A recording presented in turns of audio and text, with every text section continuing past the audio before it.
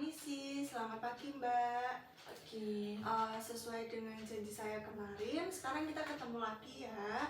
Bagaimana Mbak perasaannya saat ini? Apakah masih belum bisa mengontrol amarah Mbak? sudah bisa sedikit-sedikit, cuman kadang ya gitu deh. Oh ya, tidak apa-apa Mbak, perlahan-lahan saja. Apakah Mbak nanti bersedia untuk belajar mengendalikan marah dengan menggunakan mengungkapkan perasaan Mbak dengan baik? Iya, Nah, apakah Mbak sudah tahu bagaimana cara mengungkapkan perasaan dengan baik ketika marah? gitu. Nggak tahu ya. Sejauh mana Mbak bisa menjelaskan perasaan Mbak saat marah? Susah. Susah. Nah, bagaimana cara Mbak mengungkapkan perasaan ketika merasa kesal? Saya biasanya nanti marah-marah katanya. Oh, nanti marah-marah ya Mbak. Nah, apabila Mbak nanti mulai merasa kesal, apakah Mbak bisa mengendalikan? Belum ya. Bagaimana kalau sekarang kita berbincang mengenai latihan secara verbal? Nanti tempatnya di sini saja.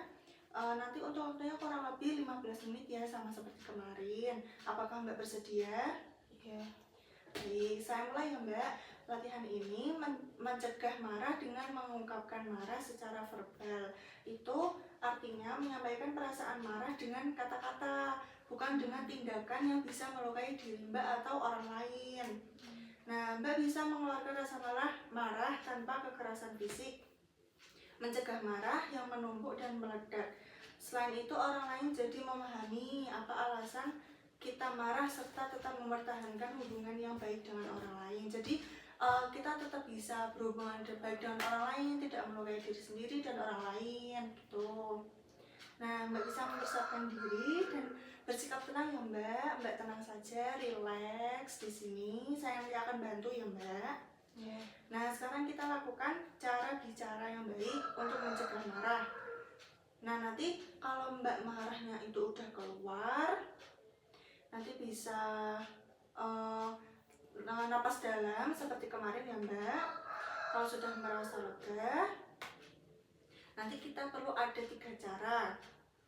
Nanti Mbak bisa bicara dengan suara yang rendah, sopan, tanpa kata kasar. Misalnya, Bu, saya perlu uang untuk beli rokok. Misalkan Mbak pengen sesuatu.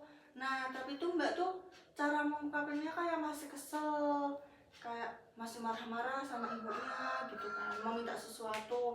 Nah, nanti tuh Mbak bisa mengubah tuh cara Mbak berbicara ke ibu. Bisa misalkan ngomongnya lebih lembut, nggak kasar seperti itu. Nah, terus yang kedua, menolak dengan sopan jika tidak bisa melakukan. Kalau misalkan Mbak tidak bisa tuh, belum mampu, nanti Mbak bisa mengutarakan itu secara baik-baik. Misalnya, maaf, saya tidak bisa mengerjakan kerjaan itu. Seperti itu Mbak. Terus yang ketiga, mengungkapkan perasaan kesal. Kalau misalkan Mbak kesal dengan omongan orang lain, misalkan Mbak bisa mengungkapkan secara verbal tadi tanpa berkata kasar ya Mbak. Misalkan tadi, saya kesal karena perkataanmu itu gitu. Coba Mbak praktikan ketiganya, bisa nggak? Coba yang pertama tadi, meminta dengan sopan, berbicara dengan suara rendah. Jadi misalkan Mbak minta sesuatu ke ibunya, tapi jangan marah-marah, coba ngomongnya baik-baik seperti itu. Coba Mbak diperhatikan. Misalkan Mbak pengen nasi kuning. Nah, terus Mbak bilang ke ibu tuh gimana, coba jangan marah-marah sama ibunya. Bu, saya mau uang. Saya mau beli cikuro. Baik, nah seperti itu gitu ya Mbak. Terus yang kedua, kalau misalkan Mbak tuh menolak orang lain, tetapi tetap menggunakan perkataan yang sopan karena Mbak tidak bisa melakukan itu. Contohnya kayak gimana Mbak? Maaf ya, saya nggak bisa. Saya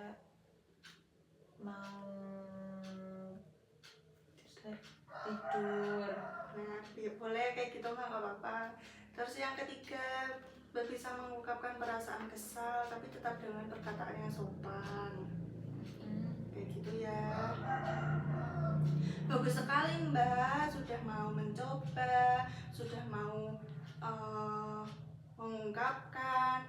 Jadi nanti kalau misalnya ke depannya Mbak marah, kesel, Mbak bisa melakukan itu ya Mbak.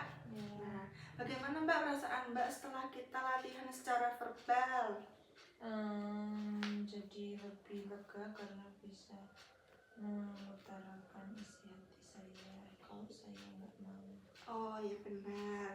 Coba saya tanya lagi Mbak, coba sebutkan lagi gimana cara yang telah kita pelajari tadi. Saya cuma ingatnya itu menolak kalau nggak bisa. Terus berbicaranya pelan. Ya, terus mengungkapkan perasaan kalau kita kesal. Bagus sekali Mbak. Mari kita masukkan ke dalam jadwal harian ya. Mau dilakukan berapa kali dalam 1 minggu Mbak? Mau latihan bicara dengan baik? Setiap saat. Bagus sekali Mbak. Nah, untuk pertemuan sekarang sudah selesai. Gimana Mbak perasaannya?